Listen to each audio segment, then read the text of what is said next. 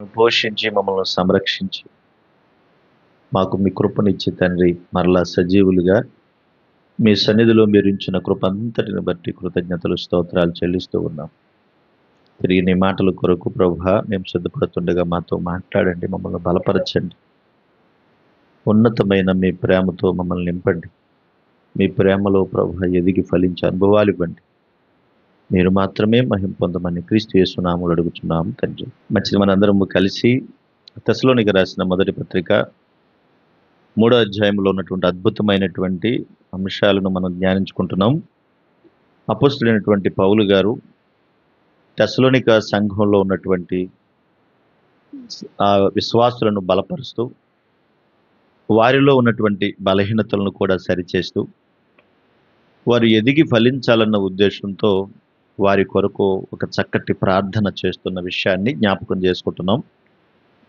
అందులో మొదటిగా పౌలు గారు, మీరు విశ్వాసంలో అభివృద్ధి పొందాలి, మీ విశ్వాసంలో మీరు పరిణితి చెందాలి, మీరు ఎదగాలి, మీ విశ్వాస జీవితంలో మీరు ఎదగాలి అనేటువంటి దాని గురించి మేము ప్రార్థిస్తున్నామని తెలియచేశాడు. తర్వాత రెండవదిగా, మీరు పరిశుద్ధులే, పవిత్రులే, కానీ పరిశుద్ధతలో కూడా మీరు ఎదగాలి, పరిశుద్ధతలో కూడా మీరు పరిపూర్ణులు కావాలి అని మీ కొరకు ప్రార్థన చేస్తున్నానని చెప్పాడు. ఇక మూడవదిగా ఈరోజు 13వ వచన భాగం, 12, 13 వచన భాగాల్లో చివరి మాటను జ్ఞాపకం చేస్తున్నాను. మరియు మన ప్రభు అయిన యేసు తన పరిశుద్ధులందరితో వచ్చినప్పుడు మన తండ్రి అయిన దేవుని ఎదుట మీ హృదయములను పరిశుద్ధత విషయమై అనింద్యమైనవిగా ఆయన స్థిరపరచుటకై మేము మీ ఎడల ఎలాగూ ప్రేమలో అభివృద్ధి పొంది వర్ధిల్లుచున్నామో, అలాగే మీరును ఒకని ఎడల ఒకడును మనుషులందరి ఎడలను ప్రేమలో అభివృద్ధి పొంది వర్ధిల్లునట్లు ప్రభువు దయచేయునుగాక. ఆమేన్. పౌలు గారి యొక్క మరొక ఉన్నతమైనటువంటి అద్భుతమైనటువంటి లక్షణాలు, సుగుణాలలో పౌలు గారికి ఉన్నటువంటి ప్రేమ. ఆ ప్రేమలో మేము మీ ఎడల ఎలాగూ అభివృద్ధి పొందుతున్నామో, ఎలాగ వర్ధిల్లుతున్నామో, మీరు కూడా అలా వర్ధిల్లాలి, దాని కొరకు మేము ప్రార్థన చేస్తున్నామంటున్నాడు. అంటే ప్రేమలో, క్రీస్తు ప్రేమలో మీరు వర్ధిల్లాలని మేము ప్రార్థిస్తున్నాము. ఎందులో? క్రీస్తు ప్రేమలో వర్ధిల్లాలని. అది 3వ ప్రార్థన పౌలు గారి ప్రార్థన అంశాల్లో. ఇది కూడా చాలా అద్భుతమైనటువంటి ప్రార్థన. ఎందుకంటే మన ప్రార్థనాంశాలలో సాధారణంగా మన కుటుంబాల కొరకు, మన చుట్టూ ఉన్న వారి కొరకు, మన పరిస్థితుల కొరకు, మన అనారోగ్యాల కొరకు, మన జబ్బుల కొరకు, మన యొక్క ప్రయాణాల కొరకు, మనం తిని త్రాగుతున్న వాటి కొరకు, మన కుటుంబాల్లో ఉన్నటువంటి సమస్యల కొరకు, పిల్లల కొరకు, ఉద్యోగాల కొరకు, ఎక్కువ అన్నీ కూడా మన ప్రార్థనాంశాలు ఇవే ఉంటాయి. వాటి కొరకే ప్రయాసపడుతూ ఉంటాం, వాటి కొరకే ప్రార్థన చేస్తున్నాం. అవి తప్పేమి కాదు, దేవుడు ఇవ్వకపోతే మనకేమీ లేదు. అవన్నీ కూడా సర్వసాధారణంగా ఒక విశ్వాసి చేసేటువంటి ప్రార్థన, ఒక సర్వసాధారణమైన విశ్వాసి చేసే ప్రార్థన. ప్రారంభపు విశ్వాసి ఎలాగైతే అప్పుడే పుట్టి పెరిగి పెద్దవుతూ ఉంటాడో అలాంటి వారు చేసేటువంటి ప్రార్థన. కానీ పరిపూర్ణమైనటువంటి ప్రార్థన అంశం ఏంటనంటే విశ్వాసములో అభివృద్ధి పొందాలి, పవిత్రతలో అభివృద్ధి పొందాలి, అంతేకాదు క్రీస్తు ప్రేమలో వర్ధిల్లి అభివృద్ధి పొందాలి. అది ప్రేమలో ఒక తీక్షణమైనటువంటి సంగతి. అది దాన్ని ఏమంటామంటే ఇక దానికి మించింది ఏమీ లేదని. కనుక ఇక్కడ ఎలాగా చెప్పాలి దీన్ని అనంటే పౌలు గారు చాలా చక్కగా వివరిస్తున్నాడు. మేము మీ ఎడల ఎలాగూ ప్రేమలో అభివృద్ధి పొంది వర్ధిల్లుచున్నామో అన్నాడు. ఫస్ట్ తను పెట్టుకున్నాడు, అక్కడ తన చుట్టూ తనతో పట్టిన వారిని పెట్టుకున్నాడు. మేము ప్రేమలో వర్ధిల్లుతున్నాము, రైట్. మీరు కూడా, అక్కడ ఏమన్నాడు, మీరు కూడా ఒకని ఎడల ఒకడును. అందులో మొదటిది ఏంటంటే ఒకని ఎడల ఒకడు క్రీస్తు ప్రేమలో వర్ధిల్లాలి. రెండవదేమో మనుషులందరి ఎడల ప్రేమలో వర్ధిల్లాలి.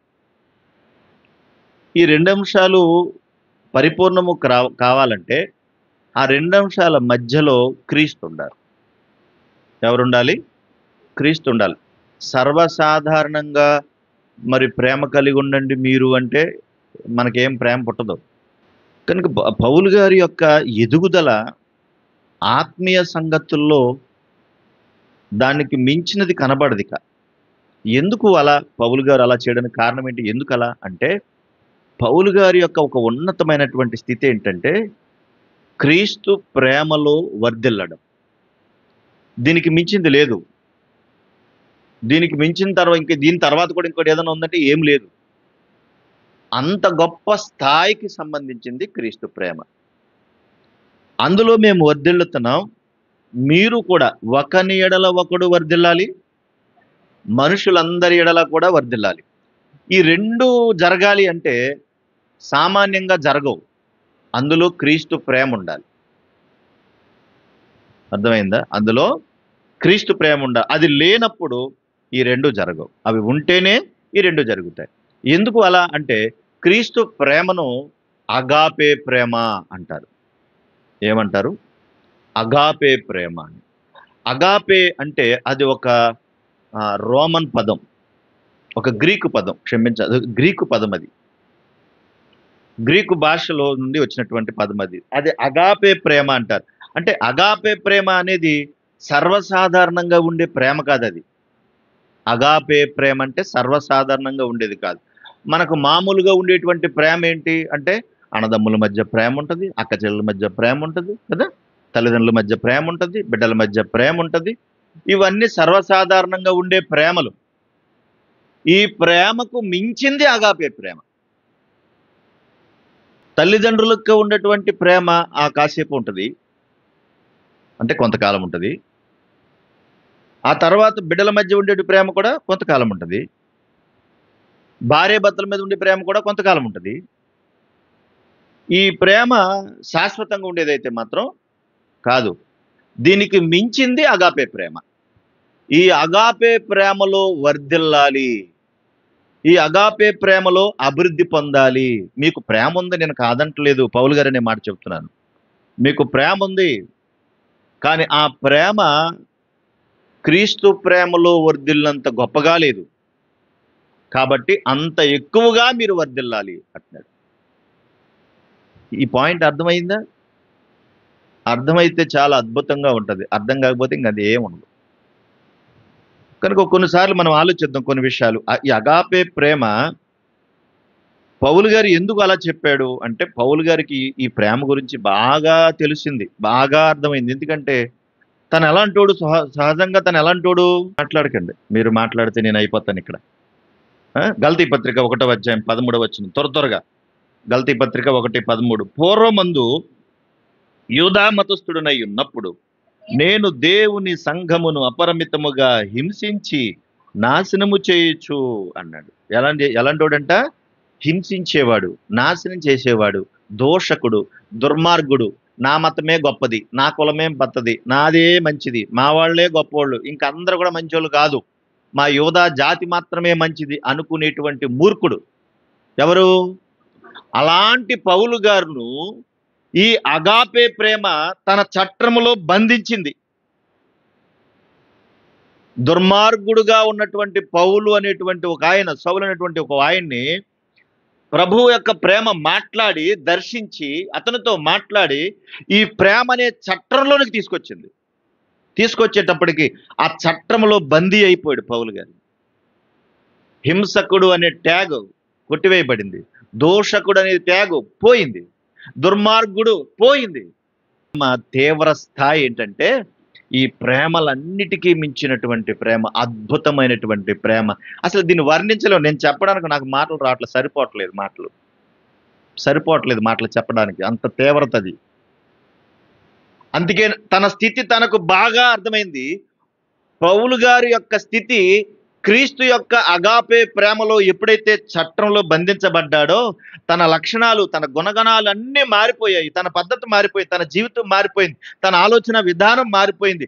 అందుకే ఆ అగాపే ప్రేమను పుణికి పుచ్చుకున్నాడు. అందుకే చెప్పగలిగాడు, బ్రతుకుట క్రీస్తే చావైతే నాకు లాభమని. ఎలా చెప్పగలిగాడంటే, ఆ చట్రంలో బందీ అయిపోయాడు.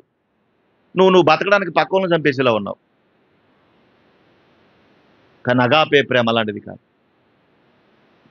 అది అర్థమైనటువంటి పౌలు గారు ఆ ప్రేమను గురించి చెప్పడానికి ఎంత సంతోషించాడో. అందుకే తెస్సలోనిక సంఘాన్ని కూడా ప్రేమించాడు గనక ఆయన అంటున్నాడు, మీరు ప్రేమలోనే ఉన్నారు, మీరు ప్రేమిస్తున్నారు, బాగుంది. కానీ అగాపే ప్రేమలోనికి రావాలి మీరు. అద్భుతమైనటువంటి ఆ క్రైస్ట్ లవ్, అందులోకి రావాలి మీరు.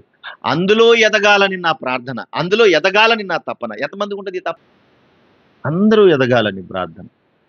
సో ఆ ప్రార్థన అర్థమైనటువంటి ఆయన, ప్రభు యొక్క మనసు అర్థమైనటువంటి ఆయన ప్రేమను గురించి మాట్లాడుతున్నాడు. కొరింథీయులకు రాసిన మొదటి పత్రిక 13వ అధ్యాయం మొదటి నుంచి నేను చదువుతున్నాను, చూడండి ఒకసారి, చక్కగా చూడండి. మీ బైబిల్ తెరిచి కొరింథీయులకు రాసిన మొదటి పత్రిక 13వ అధ్యాయము మొదటి నుండి చూడండి. నేను చదువుతున్నాను. మనుషుల భాషలతోనూ దేవదూతల భాషలతోనూ నేను మాటలాడినను, ప్రేమలేని వాడనైతే మ్రోగెడు కంచును గనగనలాడు తాళమునయ్యుందును అని. ప్రేమ తీవ్ర స్థాయి చెబుతున్నాను, దైవికమైనటువంటి ప్రేమ. ఎందుకంటే ఈ అగాపే ప్రేమ అనేది ఎట్లా ఉంటుందంటే, దేవుడు మానవుల పట్ల చూపించే ప్రేమ అని అర్థం దానికి. అగాపే ప్రేమ అంటే దేవుడు మానవుల పట్ల చూపే ప్రేమ, అది అగాపే ప్రేమ. కనుక ఆ ప్రేమను కలిగినటువంటి వారు కావాలి. మనుషుల భాషలతో దేవదూతల భాషలతో నేను మాట్లాడిన, ప్రేమ లేని వాడనైతే మ్రోగెడు కంచును గనగనములాడు తాళమునయ్యుందును అంటున్నాడు.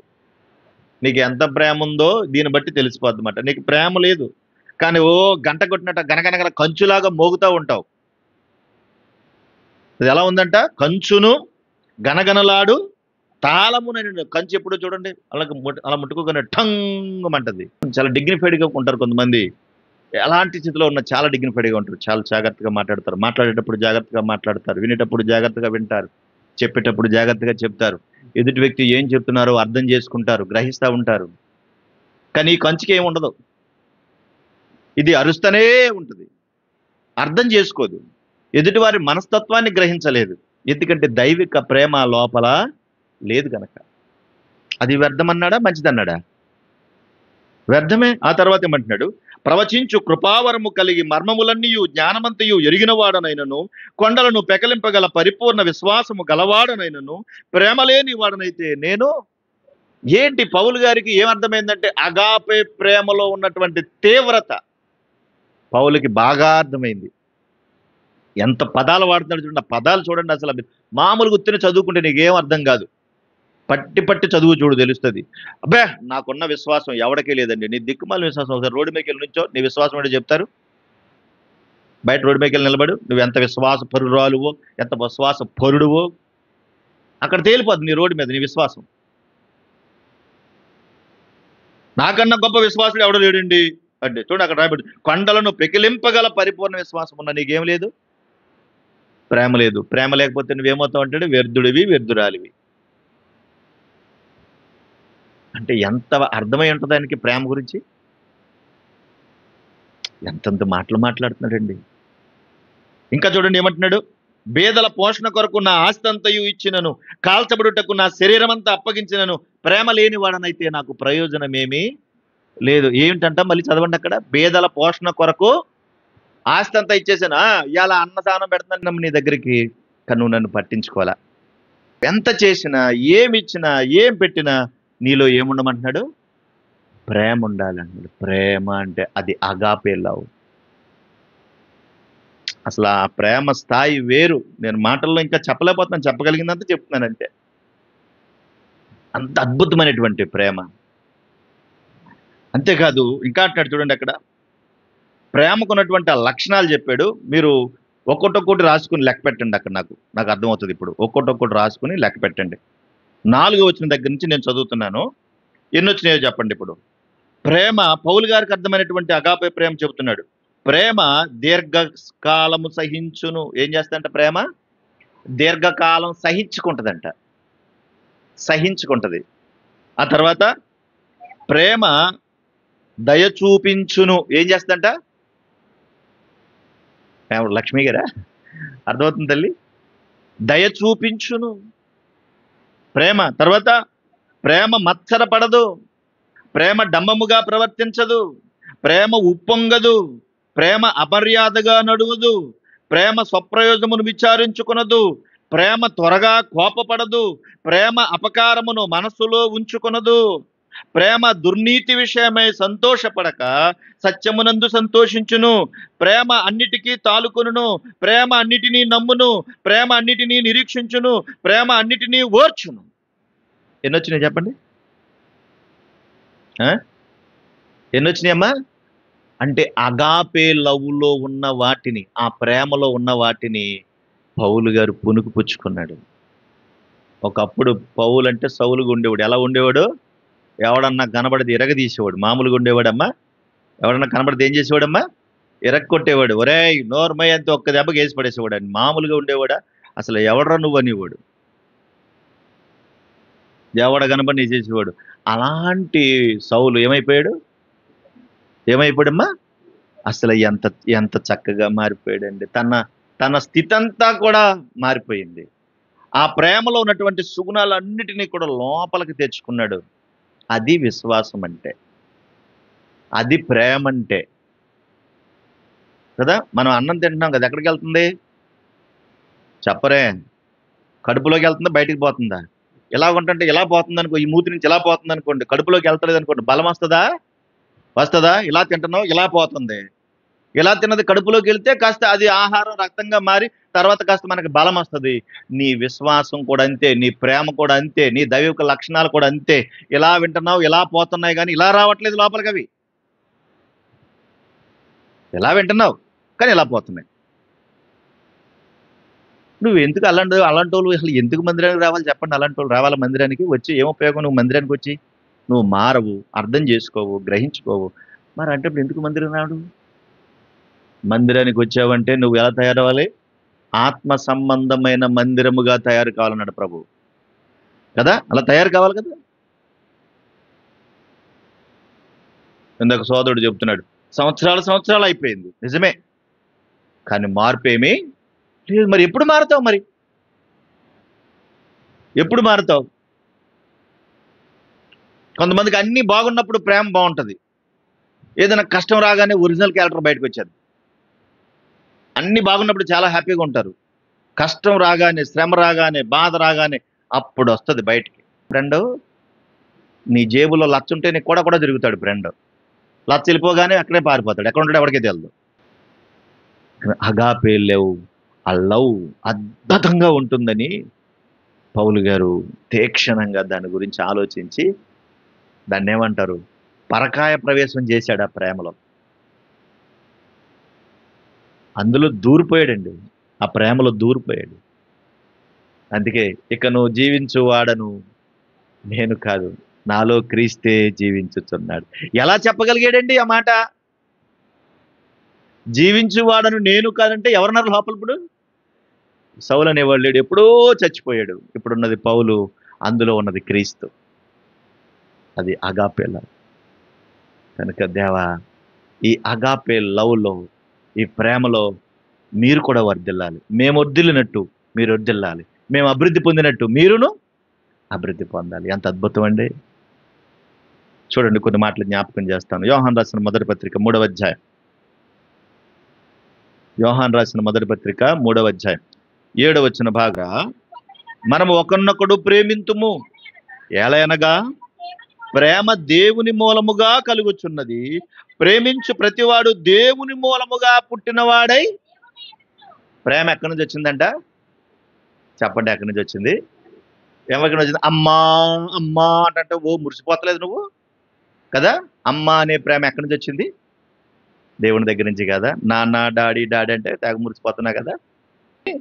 ఆశ ఎక్కడదబ్బా ఈ ప్రేమ? ప్రేమ దేవుని మూలముగా కలుగుచున్నది. ప్రేమించు ప్రతివాడు దేవుని మూలముగా పుట్టినవాడే దేవుని ఎరుగును. దేవుడు ప్రేమ స్వరూపి అని. ప్రేమకు మూలం ఎవరు?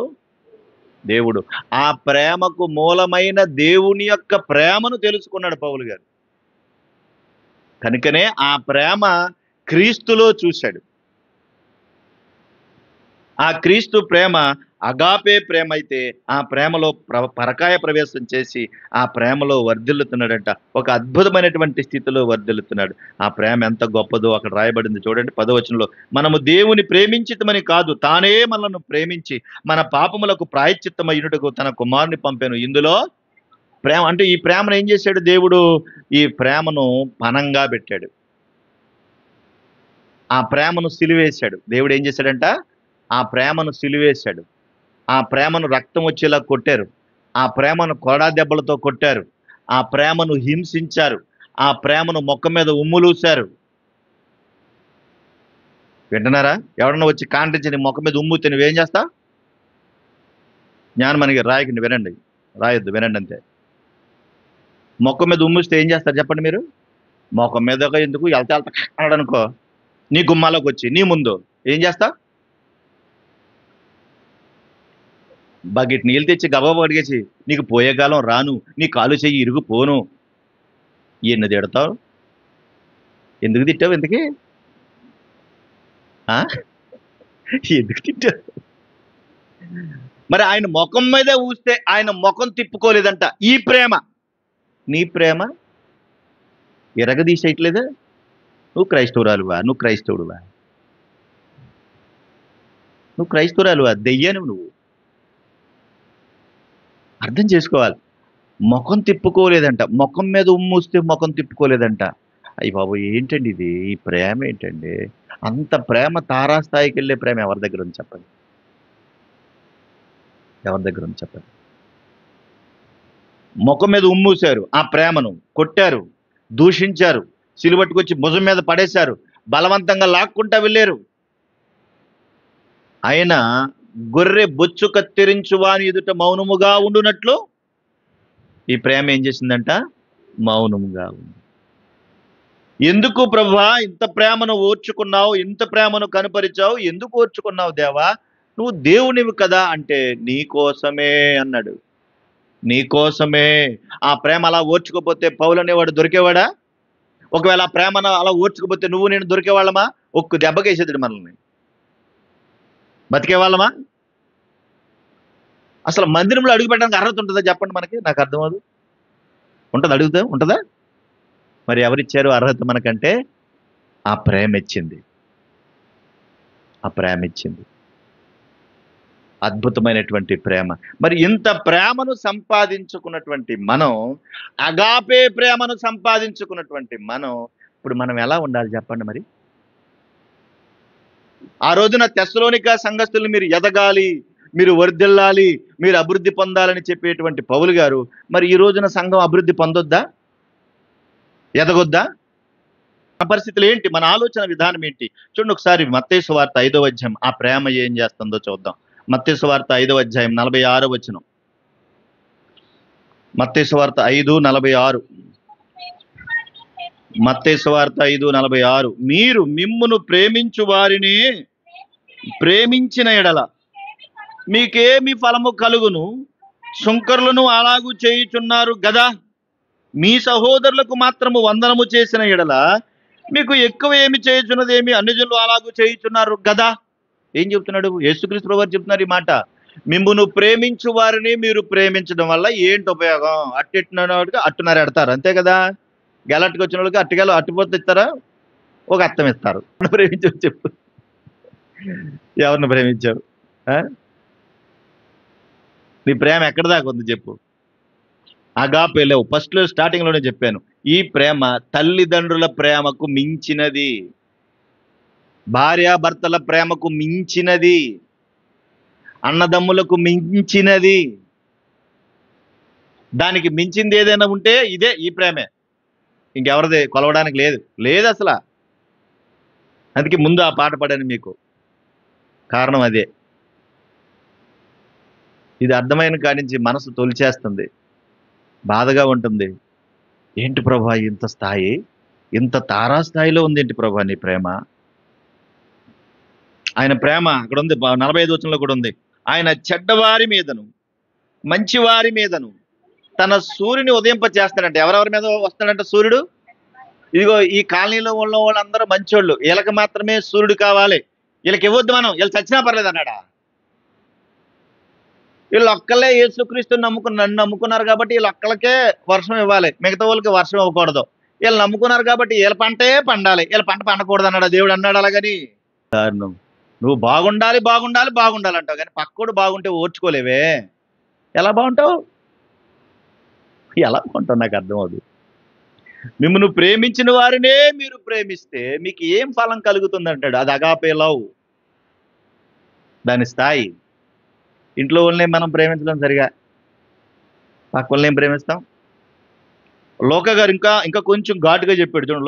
లోకాసు వార్త 6 అధ్యాయం 32 వచనం కూడా చూడండి. లోకాసు వార్త 6:32.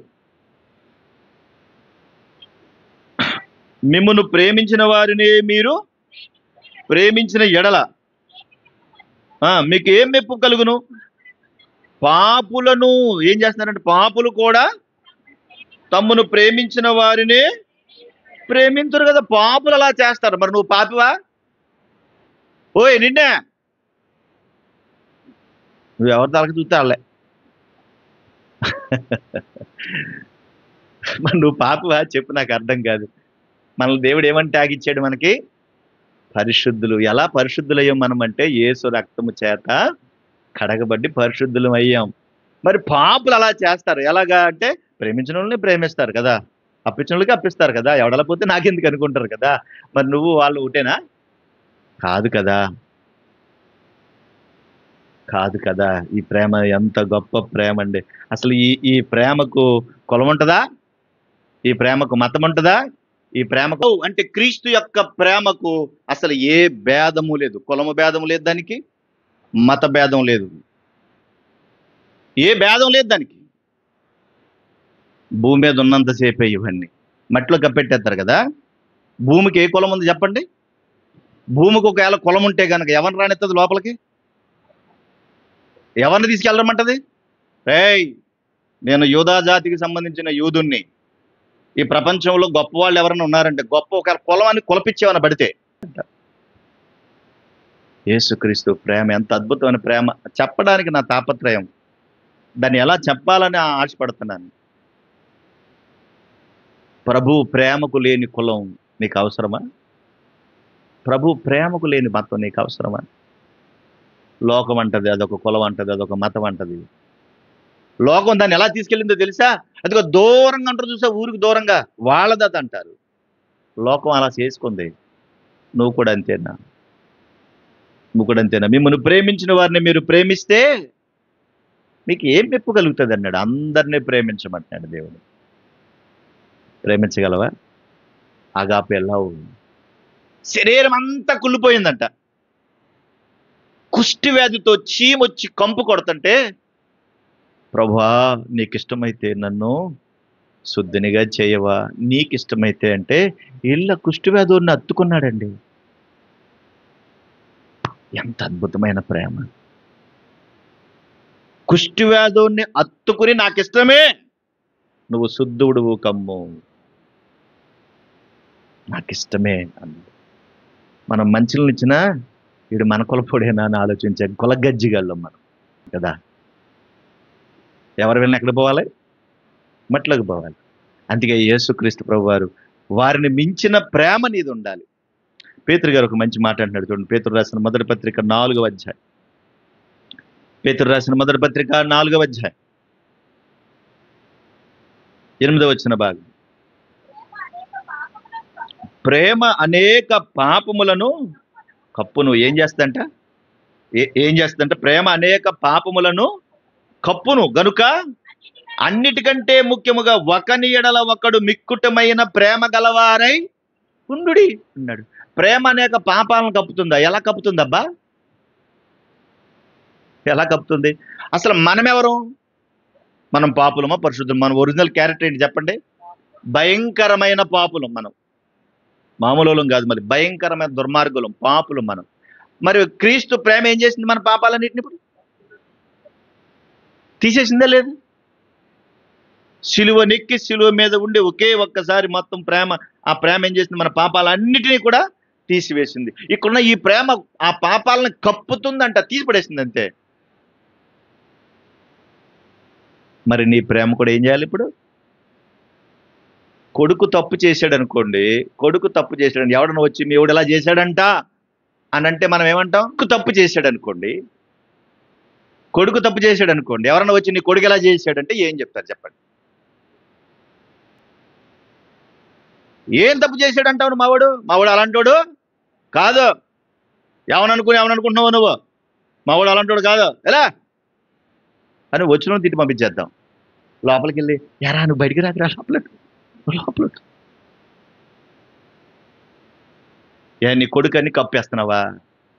నీ కొడుకని కప్పేస్తున్నావు. బయట వాళ్ళు అయితే మాత్రం 1కి 10 సార్లు వెళ్ళేటప్పుడు చెప్తావు, వచ్చేటప్పుడు చెప్తావు, మళ్ళీ వెళ్ళేటప్పుడు చెప్తావు, మళ్ళీ వచ్చేటప్పుడు చెప్తావు, అలాగంట కదా అంటావు. నీ నోరు తాగలయ్యా, ఇన్ని చెప్పాలని చెప్తావు. మరి కొడుకైతే లోపలికి తీసుకెళ్ళి బయటికి రాకరా అని కానీ కప్పేస్తావా? ఈ అగాపే లవ్, ఈ ప్రేమ అలాంటిది కాదు. నిన్ను పరిశుద్ధపరిచేది, నిన్ను శుద్ధి చేసేది. ఎంత మంచి ప్రేమను సంపాదించుకున్నాం కనుకనే మీరు మిక్కుటమైన ప్రేమ అన్నాడు. అంటే దాని మాటల్లో చెప్పలేం. మిక్కుటమైనటువంటి ప్రేమ అంటున్నాడు, మాటల్లో చెప్పలేము. కొంతమందికి వేరే పనే ఉండదు, ఎప్పుడో చిన్నప్పుడు జరిగిపోయిన సంగతులు కూడా తీసుకొస్తారండి. ఏదైనా చిన్న గొడవ రాగానే, అప్పుడు ఏం చెప్పావా, మీ అమ్మ ఏమందా పెళ్ళికి? ఇప్పుడు పెళ్ళి 25 ఏళ్ళు 30 ఏళ్ళు అయింది, ఇప్పుడు కూడా ఇప్పుడేమంటాం మళ్ళీ? పెళ్ళి 25 30 ఏళ్ళు అయినా అప్పుడు మీ అమ్మ పెళ్ళిలో ఏం చెప్పింది? ఏమందో చెప్పు, ఒకసారి గుర్తు తెచ్చుకో, అలాగెళ్ళు వెనక్కి. అప్పటికి కూడా చెప్తారండి, ఈవిడ మొహం మాడిపోద్దిక.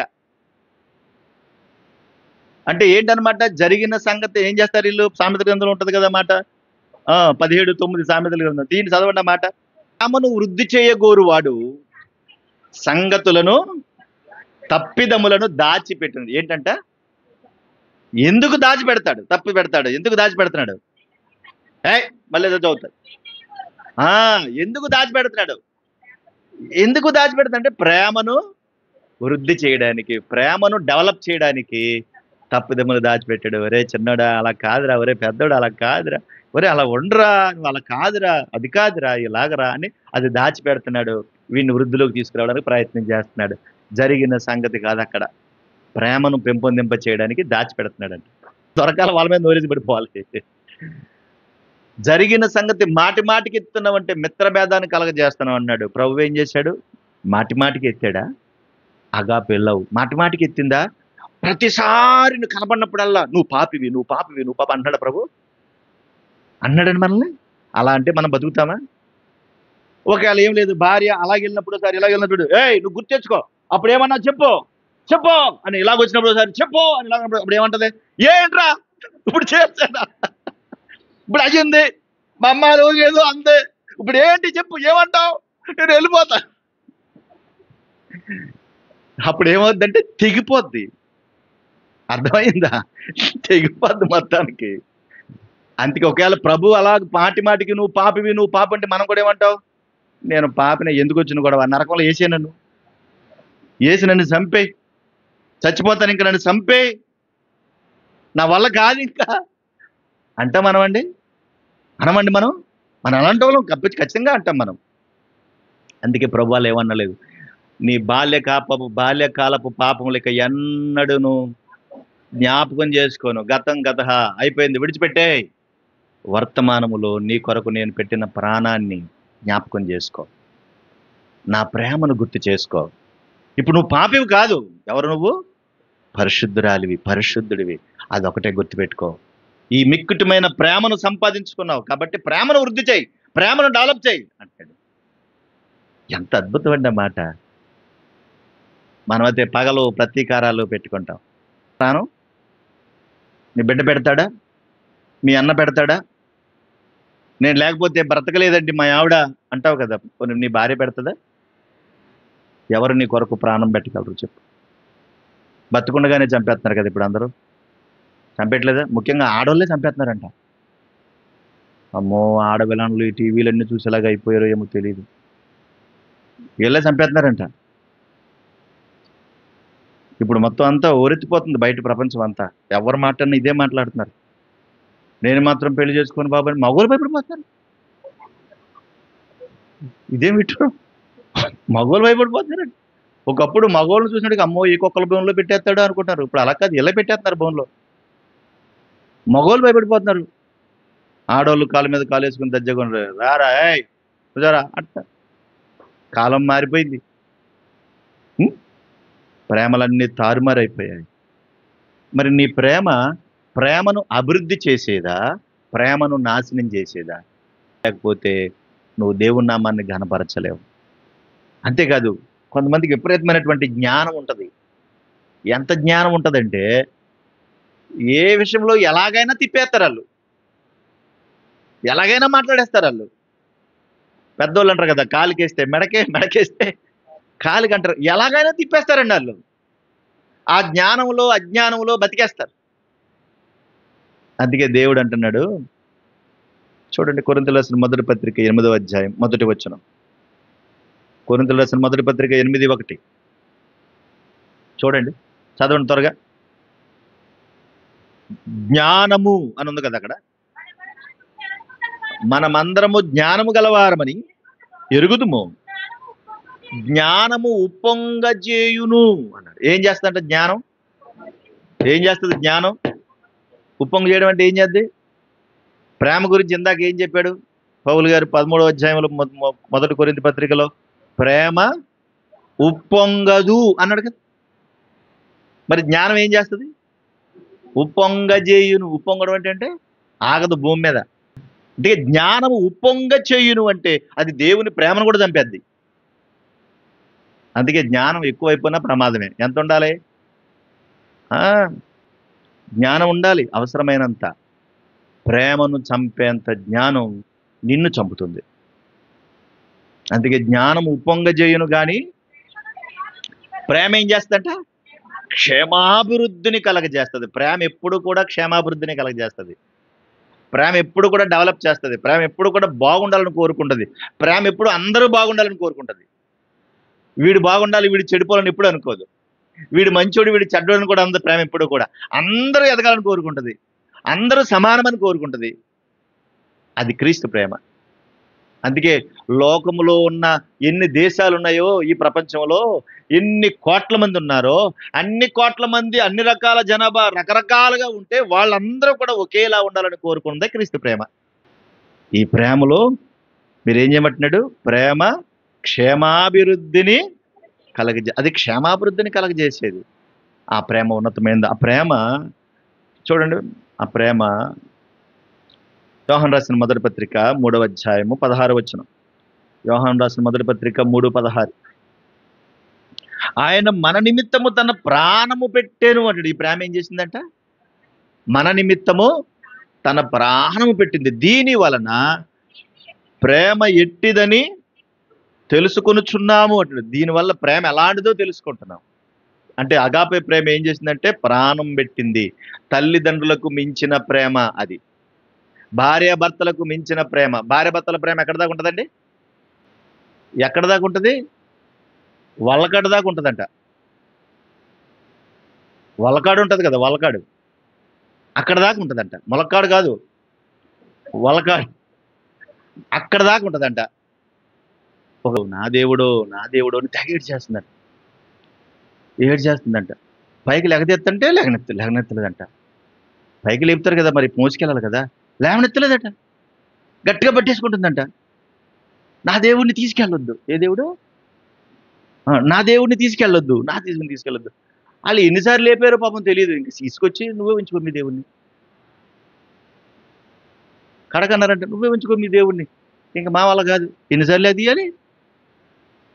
అప్పుడు అంటుందంట, నా దేవుడిని తీసుకెళ్ళొద్దు, నా దేవుడిని తీసుకెళ్ళొద్దు. మాట ఏమొస్తుంది? తీసుకెళ్ళొద్దు. చేతులు ఏమంటున్నాయి? తీసుకెళ్ళరా, మీకు దండం పెడతానా, ఇంకెంతసేపు ఏంటరా నేను ఇక్కడ, ఇప్పటికే అలసిపోయి నీరసం వచ్చిందా, కూల్ డ్రింక్ ఇచ్చి కూడా లేడా, తీసుకెళ్ళొద్దు. ఏంటి మాట ఏమో వద్దంటుంది, చేతులేమో వెళ్ళిపోమంటున్నా. ఎక్కడ దాకా ఉంటుంది ప్రేమ? ఎక్కడ దాకా? ఇక్కడ బతుకున్నంత కాలం వాళ్ళ అడుగు తీసుకెళ్ళినంత కాలం అంతే అయిపోతుంది. తీసుకెళ్ళిపోతారు, వెళ్ళిపోతారు, అయిపోయింది అంతే. కార్యక్రమం అంతా చేసేసారు, వచ్చారు, అందరూ వచ్చారు, దండం పెట్టుకున్నారు, ఏదో చేశారు, కార్యక్రమం చేశారు, అందరూ ఏదో చేసుకున్నారు, అయిపోయింది, వెళ్ళిపోయారు. ఆ తర్వాత బంగాళదుంప వేసి కూర అన్నం వేసి పెట్టి సాంబార్ వేసి అన్నం పెట్టేశారు, అయిపోయింది. మళ్ళీ 3వ రోజు వచ్చింది, మళ్ళీ కార్యక్రమం అయిపోయింది. మళ్ళీ 7వ రోజు, 9వ రోజు, 11వ రోజు మళ్ళీ ఎప్పుడో కార్యక్రమం పెట్టుకున్నారు. ఆ రోజున మేక, కోడి, పంది, కుక్క, ఎలక అన్నీ వేసేసారు, తినేశారు, అంతే. ఎవరింటికి వాళ్ళు అందరూ వెళ్ళిపోయారు. ఆ రోజుకని ప్రేమ అంతా ఏమైపోయింది? అది భార్య భర్తల మధ్య ఉండే ప్రేమ. ఆ దేవుణ్ణి తీసుకెళ్ళొద్దు. చచ్చిపోయినప్పుడు పనికిమాలినోడు. ఇప్పుడు ఎందుకంటే ఇప్పుడు లేడు కదా! ఎదురుగుండా ఉంటే ఏం చేస్తాడు? ఏంటి అన్నావా? అంటాడు. చూసారా? అంత మోసం. అంతా మోసం. ఈ ప్రేమంతా మోసం. తల్లిదండ్రులు అలాగే ఉన్నారు. భార్యాభర్తలు అలాగే ఉన్నారు. బిడ్డలు అలాగే ఉన్నారు. బిడ్డలు కూడా అలాగే ఉన్నారు. అంతా మోసం. కానీ అగాపే ప్రేమలో ఏ మోసమూ లేదు. అందుకే భూమి మీద ఏదన్నా ఒక ప్రేమ ఉందంటే అది క్రీస్తు ప్రేమే. క్రీస్తు ప్రేమకు మించిన ప్రేమ ఏదైనా చూపించండి చూద్దాం. ఏదైనా సరే చూపించండి. ఒక్కటి కూడా కనబడదు. అంత అద్భుతమైనటువంటి ప్రేమ. అది తల్లిదండ్రుల ప్రేమకు మించింది. భార్యాభర్తల ప్రేమకు మించింది. అద్భుతమైంది. అందుకే పౌలు గారు అదే అంటున్నాడు, మీరు అగాపే ప్రేమలో ఎదగాలి అని. ఆ ప్రేమ మన నిమిత్తం ప్రాణం పెట్టింది అంటున్నాడు. మరి నీలో కూడా అలాంటి అగాపే ప్రేమ నువ్వు ఎదగాలి అన్నాడు. నువ్వు ఎదిగితే ఏం చేస్తావు? అక్కడ రాయబడి చూడమాట. నువ్వు కూడా అలా ఎదిగేవు అనుకో, అప్పుడు నువ్వేం చేస్తావు? ఆయన మన నిమిత్తము తన ప్రాణం పెట్టిన కనుక దీని వలన ప్రేమ ఎట్టిదని మనం తెలుసుకుని ఉన్నాం. మనము కూడా సహోదరుల నిమిత్తము ప్రాణము పెట్టబద్దులమై ఉన్నాము. ఏముందంటే అక్కడ? సహోదరుల నిమిత్తం మనం కూడా ఎలాగైపోతాం? ఇప్పుడు మీరు ఆలోచించండి. పౌలు సౌలుగా ఉన్నప్పుడు అందరి ప్రాణాలు తీశాడు. మరి పౌలుగా ఉన్నప్పుడు తను ప్రాణం పెట్టడానికి సిద్ధపడ్డాడు. మరి అతనికి అర్థమైందా ఈ అగాపే లవ్? ఈ ప్రేమ అర్థమైందా? మరి నీకేం అర్థమైంది? నువ్వు రోజు రోజు అందరి ప్రాణాలు తోడేస్తావు. నువ్వు మామూలు ప్రేమ కాదు నీది, దెయ్యం ప్రేమ నీది. నువ్వు ప్రాణాలు తోడేస్తూ ఉంటావు. కానీ ఆయన ఆయన ప్రేమ చూడండి ఎంత గొప్ప ప్రేమో. ఆ రోజున అందరినీ చంపడానికి సిద్ధపడినటువంటి ఆ ప్రేమ లేనటువంటి ఆ సౌలు ఇప్పుడు క్రీస్తు ప్రేమను సంపాదించుకుని అందరి కొరకు ప్రాణం పెట్టడానికి సిద్ధమైపోయాడు. అందుకే బ్రతుకుట నేను కాదు, ప్రభు బ్రతుకుతున్నాడు. జీవించేది నేను కాదు, నాలో ఎవరున్నారు? క్రీస్తు అన్నాడు. ఆ ప్రేమకు కులం లేదు, ఆ ప్రేమకు మతం లేదు, ఆ ప్రేమకు భేదమే లేదు. తన మన భేదం లేదు, అందరూ నా పిల్లలు అన్నాడు. ఎంత అద్భుతమైనటువంటి ప్రేమ ఆలోచించాలి. ఇప్పుడు నీకు ఎవరన్నా బాకీ ఉన్నారా? బాగా ఎవరు మాట్లాడట్లేదు. చక్ర వడ్డీలేసి, బారు వడ్డీలేసి, ఆ వడ్డీలు ఈ వడ్డీలేసి అన్ని బాకీలు పెట్టారు కదా. లక్షల లక్షల బాకీలు ఉన్నాయి కదా. ఈ ప్రేమార్థమైన పౌలు గారు రోమపత్రిక 13:8 ఒకసారి చూడండి. రోమపత్రిక 13:8. రోమపత్రిక 13:8. ఒకరినొకడు ప్రేమించుట విషయంలో తప్ప మరి ఏమియు ఎవనికిని అచ్చి ఉండొద్దు అన్నాడు. నువ్వు బాకీ పడితే నీ బాకీ ఏ బాకీ ఉండాలంటే ప్రేమ అనే దానిని నువ్వు బాకీ పడమంటున్నాడు. అప్పులు లక్షలు లక్షలు కాదు, బంగారాలు కాదు, కోట్లు కాదు. ఏం బాకీ పడిపోవాలంట? ప్రేమను బాకీ పడిపోమంటున్నాడు. అది ఎంత తీవ్రత! పౌలు గారికి అదే అర్థమైంది. ఇప్పుడు పౌలు గారు ప్రేమను సంపాదించుకున్న తర్వాత తన ప్రేమను అందరికీ పంచుతున్నాడు. ఎంతమంది బాకీ ఉన్నారు తెలుసా పౌలు గారికి? తెస్సలోనిక వాళ్ళు కూడా బాకీ ఉన్నారు ఆ ప్రేమలో. మీరు ఎదగాలని నేను ప్రార్థన చేస్తున్నాను. ఎంత ప్రేమ చూపిస్తున్నాడు చూడండి. ప్రభువా, పక్కింటి ఉండని తిడతాడు ప్రభువా, ఆడు చచ్చిపోవాలి ప్రభువా, అల్లు నాశనం అయిపోవాలి ప్రభువా, నీ ప్రేమ ఎంత మంచి ప్రేమో, ఒరిజినల్. మళ్ళీ చర్చలోకి వచ్చి ప్రభువా నీకు స్తోత్రం అంటా ఉంటాం. చిచ్చి, ఏం ప్రేమ అది? దెయ్యం ప్రేమ కదా అది. చూడ ఇల్లు నీదేనేమో. దెయ్యాల కొంప ఎలా ఉంటుందో తెలుసా? దెయ్యాల కొంపలో ప్రేమ ఉండదు. దెయ్యాల కొంపలో ఏ ఓర్పు ఉండదు. దెయ్యాల కొంపలో ఇతరులను ప్రోత్సహించే తత్వం ఉండదు. దెయ్యాల కొంపలో అందరూ నాశనం అయిపోవాలి, నేను ఒక్కళ్ళనే బాగుండాలంటారు. అది దెయ్యాల కొంప. కానీ దేవుడు ఉన్న ఆ క్రీస్తు ఉన్న కుటుంబం మాత్రం అందరూ కోరుకుంటారు, అందరూ బాగుండాలని కోరుకుంటారు, అందరి గురించి ఆలోచిస్తారు, అందరి గురించి ప్రార్థన చేస్తారు, అందరూ ఎదగాలని కోరుకుంటారు. అది దేవుని కుటుంబం. కానీ దెయ్యాల కొంప ఎలా ఉండదు. అందుకే ఎందులో బాకీ పడాలంటే మనం ప్రేమలో బాకీ పడాలంటే. మీరు ఎంతమందికి ఎంత ప్రేమ బాకీ ఉన్నారు చెప్పండి? చెప్పండి, బాకీ ఎంత ప్రేమ బాకీ ఉన్నారు చెప్పండి? ఏదైనా పెళ్లి సంబంధం ఇచ్చావనుకో, ఆ సంబంధం నేనే కుదిరిసేను, మరి వాళ్ళెందుకు నీ మీద తిరగబడుతున్నారు? ఇప్పుడు ప్రేమ ఏమైపోయింది? వికటం అయిపోయింది. కానీ నువ్వు ఎవరికైనా బాకీ పడితే ఏం పడమంటున్నాడు? ప్రేమ ఉండుట్లో తప్ప ఇంకేం ఉండకూడదు నీకు. పొరుగు వారిని ప్రేమించువాడే ధర్మశాస్త్రము నెరవేర్చువాడు అన్నాడు.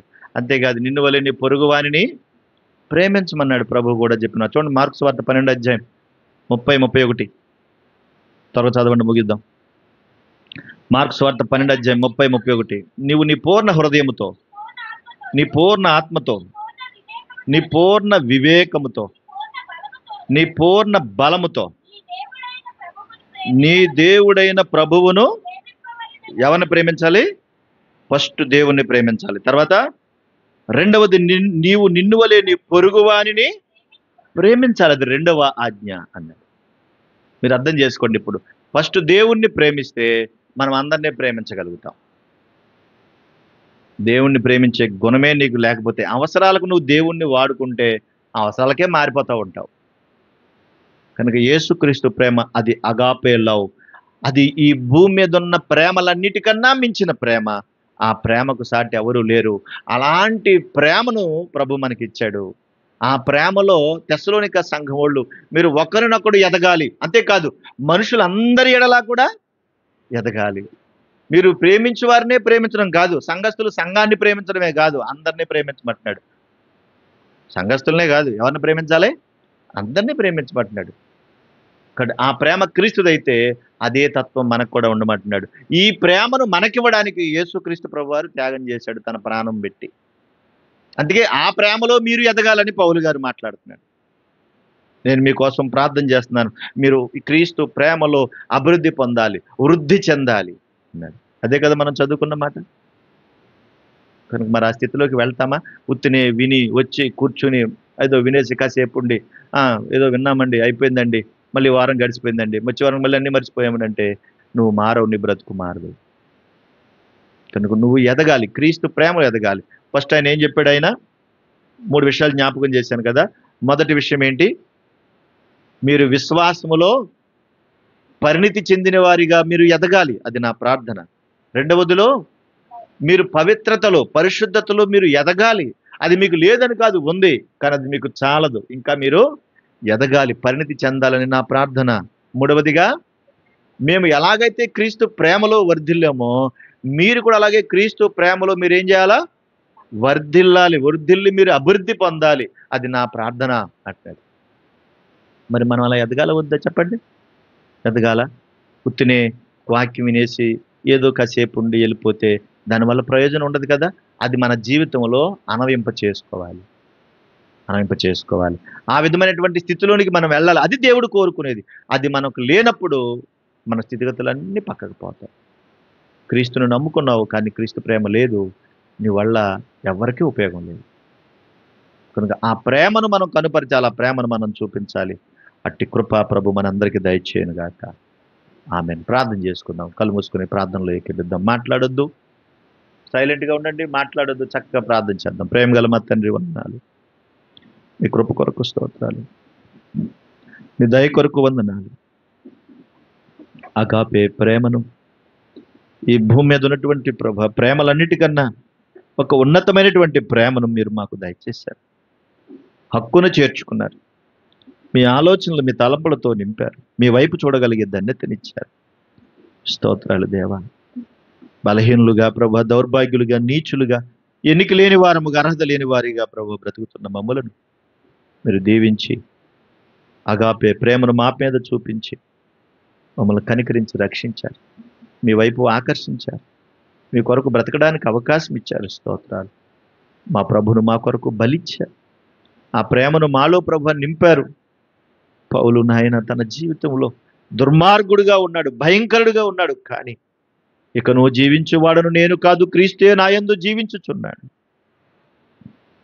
బ్రతుకుట క్రీస్తే అని ప్రభు తన జీవితాన్ని సమర్పించుకున్నాడు. ప్రభు మేమును ఆ విధమైన వారముగా, ఆ విధమైన తలంపులు కలిగిన వారముగా, మీ యందు విశ్వాసం ఉంచిన వారముగా మీ కొరకు బ్రతుకున్నట్లుగా సహాయం చేయండి. అందరైతే నీ మాటలు విన్నారో విన్న ప్రతి వారిని బలపరచండి, ప్రతి ఒక్కరిని బలపరచండి. క్రీస్తు ప్రేమనందు వర్ధిల్లు వారిగా దీవించండి, మీ సహాయమును అందించండి, మీ ఆలోచనలు కలిగించమని సమస్త ఘనత మహిమ ప్రభావాలు మీరు మాత్రమే పొందుకోమని కోరుకుంటూ క్రీస్తు యేసు పరిశుద్ధ నామమున అడిగి వేడుకొనుచున్నాము తండ్రి. ఆమెన్. అందరికీ